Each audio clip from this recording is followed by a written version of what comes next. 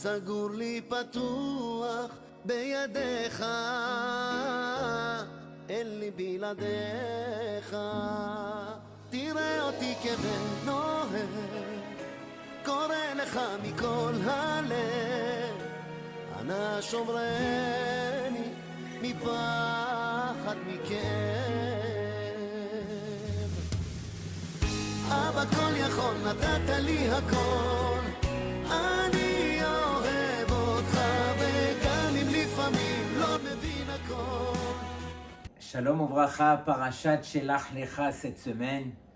Une paracha, comme on le sait, qui poursuit un petit peu dans les fautes du clan Israël, parmi les plus graves cette semaine, puisque Akadosh Baruch Hu ne leur a pas pardonné cette faute malheureusement. Une fois, on a rencontré Rav Steinman qui était pensif. Il était dans son coin et les Talmidim qui le connaissaient sont venus le voir. Kvod Harav, qu'est-ce qui se passe? Et il leur a dit, on est dans ces parachiotes de Be'alotecha, Shelach Lecha et Korach, les fautes, les grandes fautes du clan Israël, et quelque part ça fait peur. Ça fait peur de voir des géants. On parle ici de Dor Hamidbar qui ont étudié justement la Torah de la bouche de Moshe Rabbeinu. Imaginez le niveau spirituel de cette génération qui eux ont fauté de la sorte. Alors peut-être que nous on pourrait se dire, si eux ils ont fauté à leur niveau, alors nous, combien plus forte raison est-ce qu'on pourrait fauter? Mais si la Torah nous raconte justement le récit des fautes de cette génération, c'est que Maaseh Avot Siman Labanim, c'est-à-dire que les actions de nos pères, c'est un signe pour nous. À nous d'en tirer la leçon pour ne plus qu'on puisse trébucher. C'est évident que Akadosh Baruch Hu ne va pas nous éprouver comme il l'a fait au niveau de cette génération. Mais déjà, à notre niveau, comprendre la leçon et essayer d'apprendre à changer. Chaque année, lorsqu'on rencontre cette paracha, alors bien sûr, il y a tellement de détails, comme on va essayer de le voir encore une fois cette année, qui nous permettraient de grandir et de changer, de s'améliorer. Donc cette génération, comme on le sait, c'est la faute des Meragelim. Ils ont été envoyés par Moshe Rabbeinu et ils ont fauté. De quelle faute est-ce qu'il s'agit? Moshe Rabbeinu, il a demandé à Hachem et Hachem, il leur a dit « Ani amarti lahem shei tova » Je leur ai dit que c'est une terre qui est bonne. Akadosh Baruch Hu, où est-ce qu'il va nous envoyer? Tout le but justement de Yetziat Mitzrayim, c'était pour permettre au Béné Israël de rentrer dans cette terre, Eretz Israël.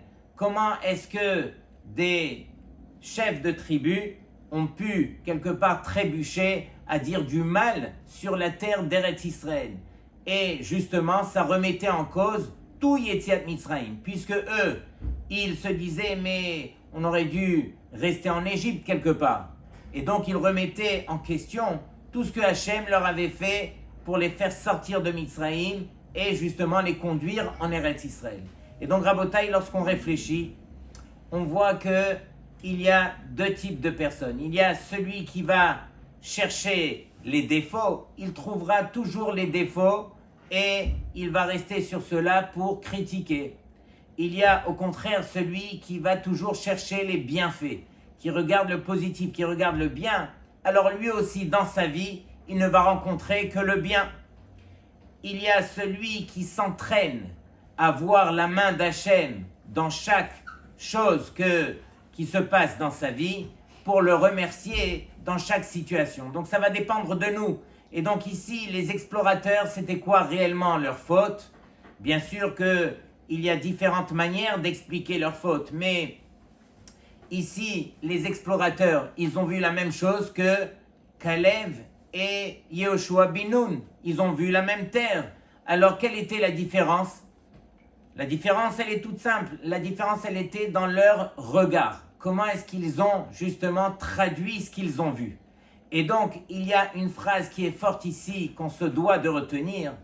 Ce n'est pas ce que tu regardes qui est le plus important, mais c'est la manière dont tu vas la regarder qui fera toute la différence.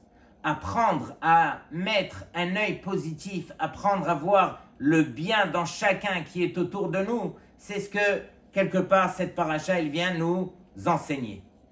On sait que le Maguid de Mezrich, Rabbi Levi Yitzhak Miberdichov, alors lui il dit que ici les Béné Israël, ils ont transgressé deux choses. La première, comme on l'a vu, ils ont fait Dibat Haaretz, ils se sont permis de parler contre la terre d'Eretz Israël, cette terre qui était justement le but que Akadosh Baruch Hu voulait nous accorder, mais plus profondément, les Béné Israël, Lo he'eminu ki yesh bekocham shel Israël lafoch bechol hakol bitfilatam. Les Béné Israël, ils ont échoué justement qu'ils auraient pu tout transformer grâce à leur tefila. Disons qu'ils rentrent en Eretz Israël et que là-bas, ils trouvent des géants, ils trouvent des choses qui sont compliquées, qui sont difficiles. Grâce à leur tefila, ils auraient pu tout transformer.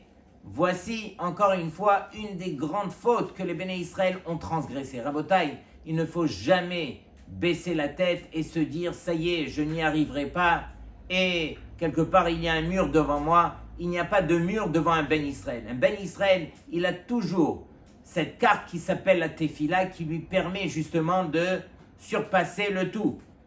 Regardez bien le chidouche ici, c'est que lorsque Akadosh Baruch Hu, il a vu que les Béné Israël, ils ont parlé contre la terre, alors ça y est, directement c'était le décret, les 600 000 personnes de l'âge de 20 ans à 60 ans devaient mourir dans le désert pendant les 40 ans. Et à chaque année, ce jour-là où ils ont pleuré, alors c'était le 9 du mois de Av, comme on le sait, Tisha B'Av, et en ce jour, pour toutes les générations à venir, ça sera un jour de malheur. Les deux Baté Mikdashot ont été détruits pendant cette date-là. De même, énormément de malheurs dans cette date et autour de cette date. Et donc, si vous divisez 600 000 par 40, ça revient à 15 000.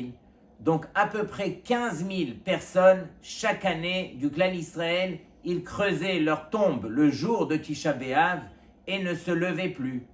Chaque année, pendant les 40 ans, alors mouraient 15 000 des Béné Israël. La dernière année, alors les 15 000, eux aussi, les derniers, ont construit leur tombe, ils se sont couchés et le lendemain, ils se sont réveillés et ils n'ont pas compris. Alors ils se sont dit peut-être que c'était pas la bonne date.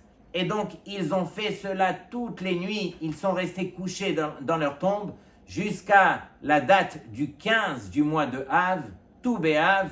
Et là ils ont vu que non, qu'ils ne s'étaient pas trompés, que le 9 Av était passé et Akadosh Baruch Hu les a préservés.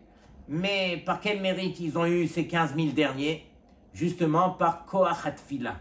Du fait que eux, ils ont vu toutes ces générations mourir et ils n'ont pas perdu espoir, ils ont prié à Hachem. Hachem a voulu montrer à toute la génération que celui qui prie, Akadosh Baruch Hu, il l'exauce.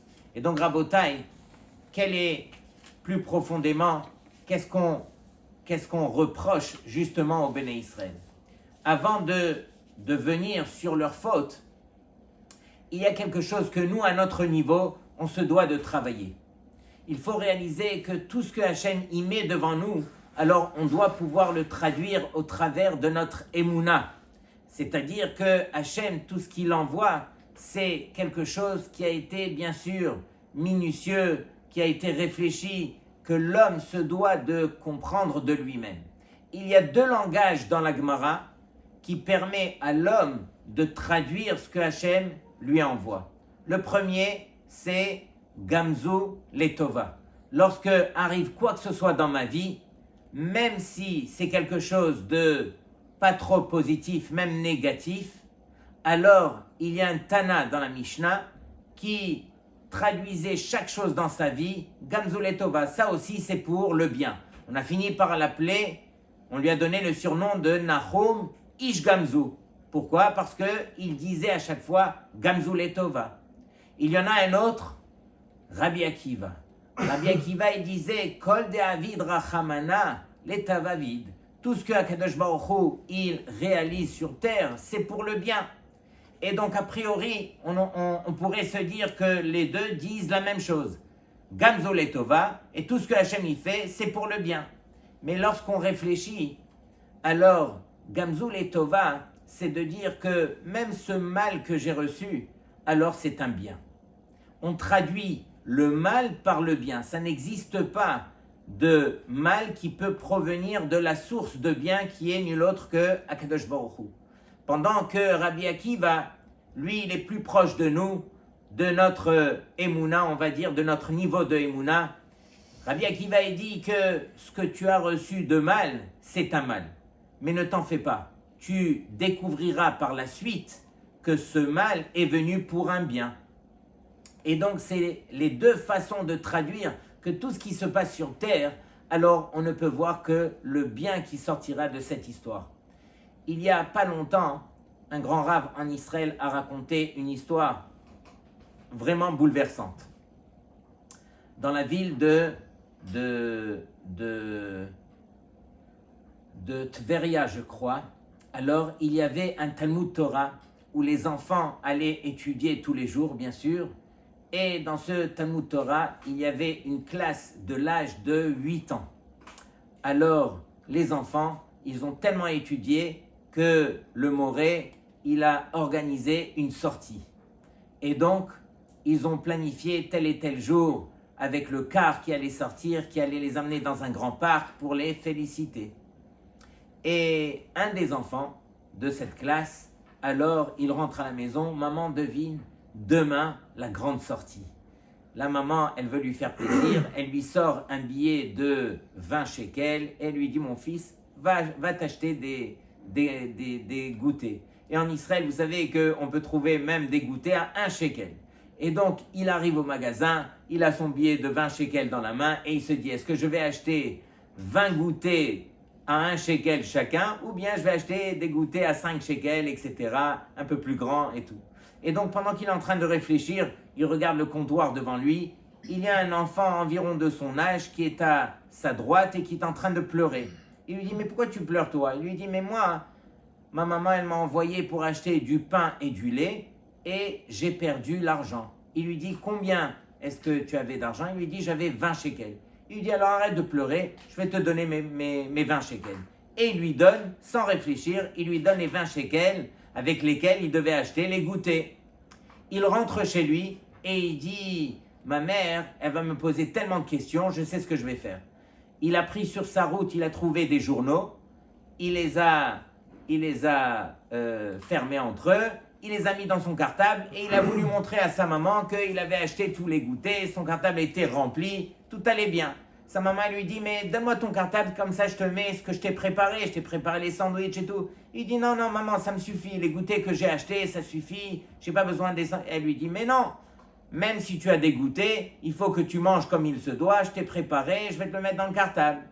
Et lui, il n'a pas voulu lui donner le cartable, mais quelque temps après, il a été aux toilettes, il a laissé son cartable par terre, elle a vu le cartable, elle a ramassé le cartable, elle l'a ouvert, elle trouve les journaux à l'intérieur, elle cherche les goûters, elle ne les trouve pas, elle l'appelle, elle lui dit, mais tu n'as pas honte? C'est quoi cette histoire? Pourquoi il y a des journaux? Ils sont où les goûters? Et lui, au lieu de dire la vérité, il n'y a rien qui sortait de sa bouche. Et du fait que rien ne sortait de sa bouche, sa maman, elle lui a mis une claque. Elle lui a mis une claque et c'était le lendemain matin. Et donc, lui, il s'est dit, bon, allez, je m'en vais à la sortie. Mais il traînait la patte, il avait reçu la claque de sa maman. Et lui, au fond de lui, il avait fait une grande mitzvah. Il avait aidé cet enfant là-bas qui avait perdu son billet. Bon, il traîne la patte jusqu'à ce qu'il arrive au Talmud Torah. Quand il arrive là-bas, alors au moment où il arrive, il voit le car en train de partir. Il court derrière le car, mais le car ne le voit pas et il a loupé la sortie. Et donc il se dit, mais maintenant, qu'est-ce que je vais devenir? J'ai donné l'argent de mes goûters, ma maman qui m'a mis une claque, j'ai raté le car, j'ai raté la sortie. Et donc il se dit, bon, je prends mon cartable et je vais au moins aller au parc. Si je rentre à la maison maintenant, qui sait si je vais recevoir encore une deuxième claque?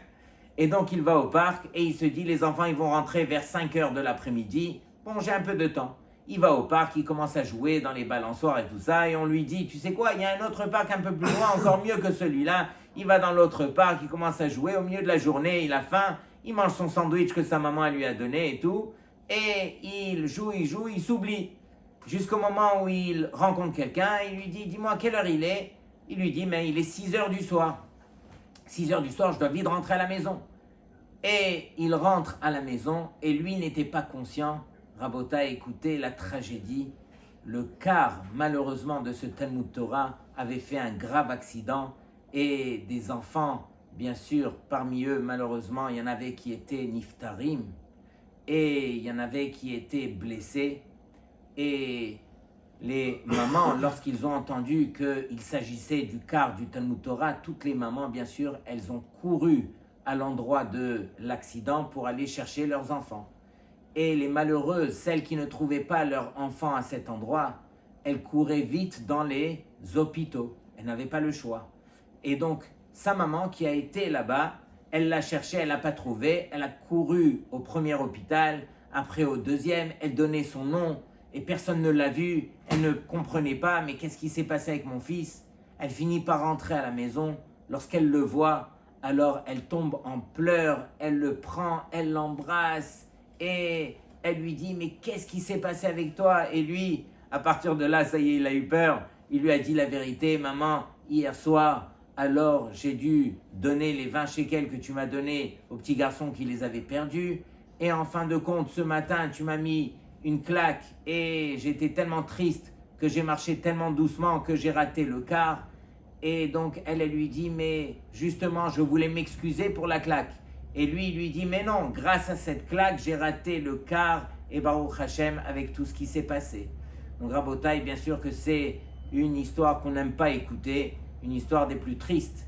Mais derrière, quelque part, voilà tout ce qui se passe, Akadosh Baruch Hu, il sait pourquoi il t'envoie telle et telle épreuve, tel et tel mal que toi tu traduis par le mal. Mais encore une fois, cette belle paracha nous apprend justement à voir les choses de la manière la plus positive.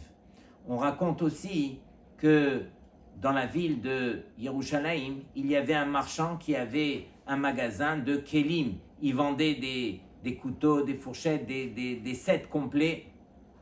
Et du jour au lendemain, il y a une grande chaîne de magasins de kelim comme le sien qui est venu, un grand grossiste qui est venu et qui s'est installé dans le magasin juste en face du sien. Et lui, il s'est dit, mais qu'est-ce que je vais devenir? Je vais tout perdre.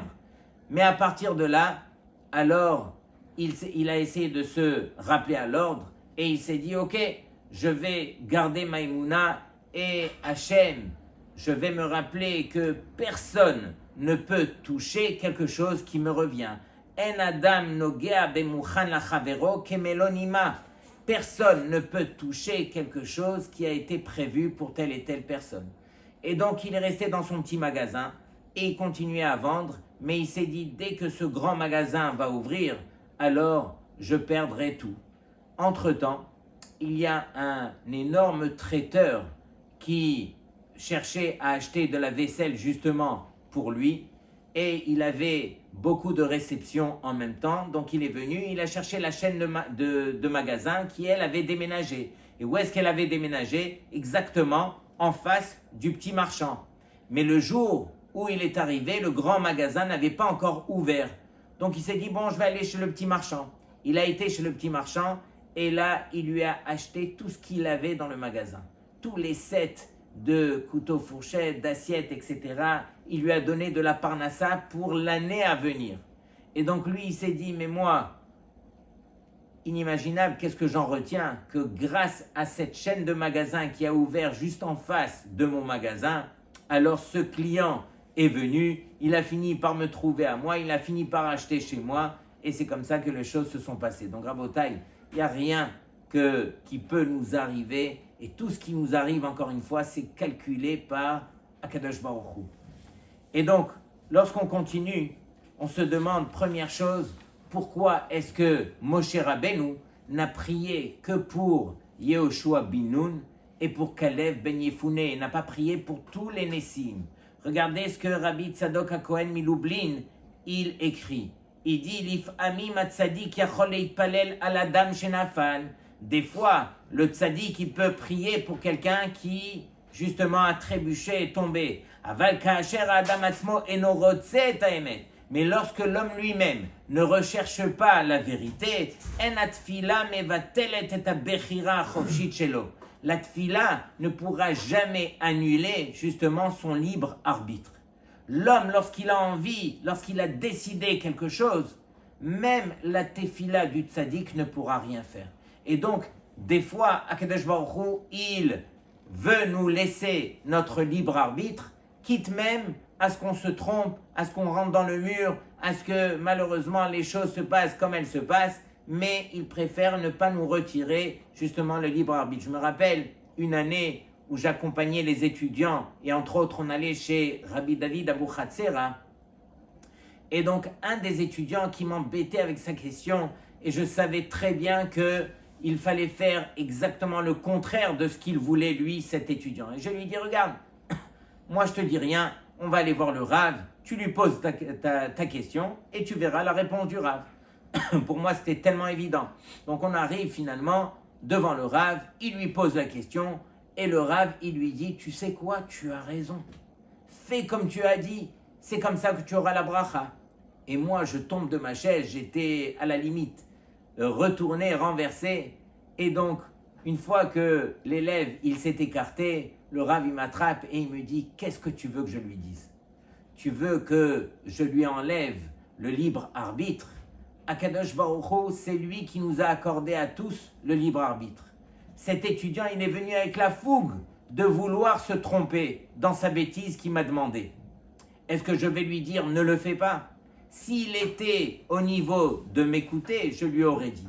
Mais j'ai vu qu'il voulait tellement, je le laisse avec son libre arbitre, je le laisse se tromper et le fait de se tromper lui permettra de revenir dans le bon chemin.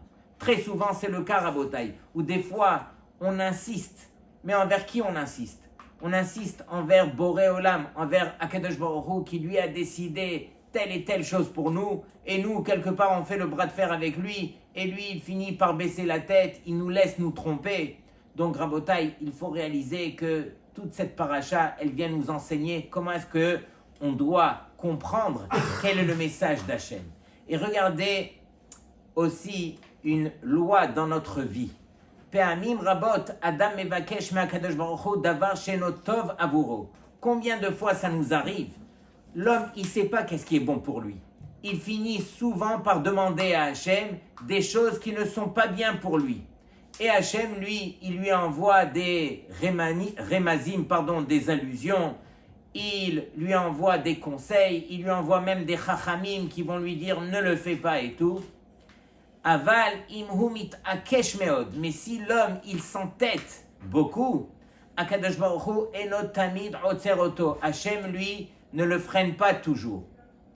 Comme c'est écrit, Hakol bidei shamaim chutz mirat shamaim, que tout vient du ciel à l'exception de la crainte du ciel, qui elle dépend de l'homme.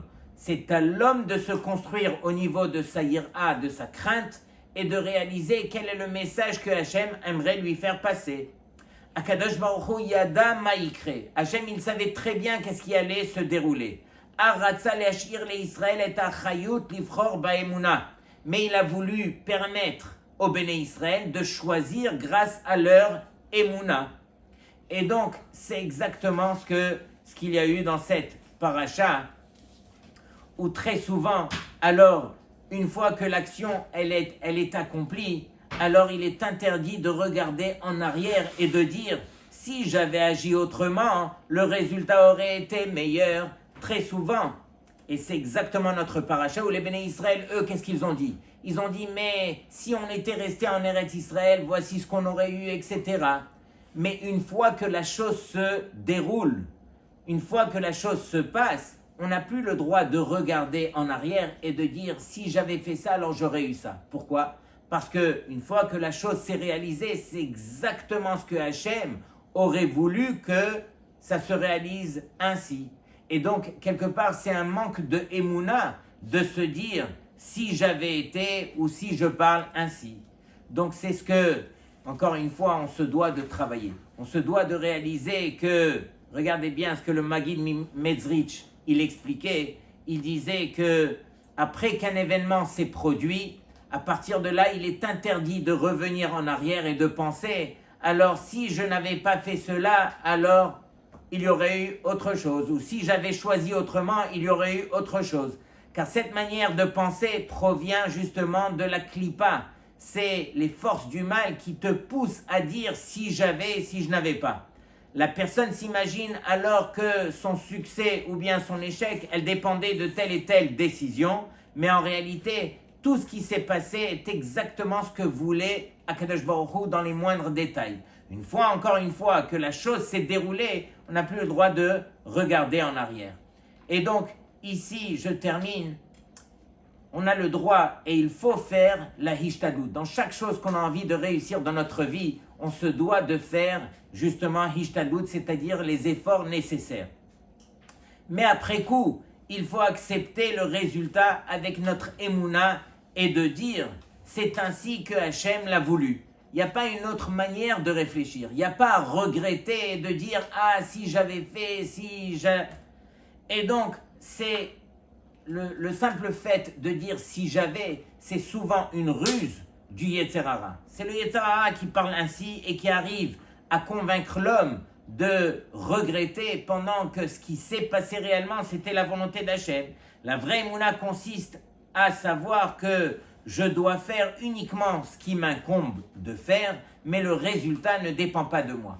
Le résultat, il dépend de la volonté d'Hachem. Moi, j'agis en fonction de ce que je peux faire et je laisse Hachem agir et j'accepte toutes les situations et tous les résultats que Akadosh Baruch Hu, il a prévus pour moi. Donc, Rabotai, encore une fois, si on réfléchit sur cette belle paracha, on comprend justement que de trébucher, c'est la chose la plus facile. Ce qu'il faut apprendre à faire sur terre, c'est garder cette émouna et de comprendre que ce que Hachem a décidé pour nous, c'était la meilleure chose, encore une fois. Shabbat Shalom Likulchem.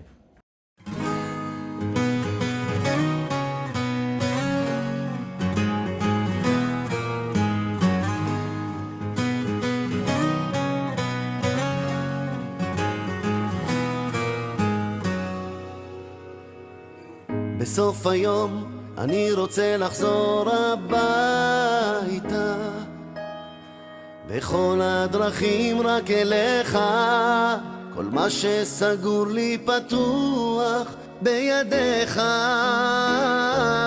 אין לי בלעדיך תראה אותי כבן נוהר קורא לך מכל הלב אנא שומרני מפחד מכאב אבא כל יכול נתת לי הכל אני אוהב אותך וגם אם לפעמים לא מבין הכל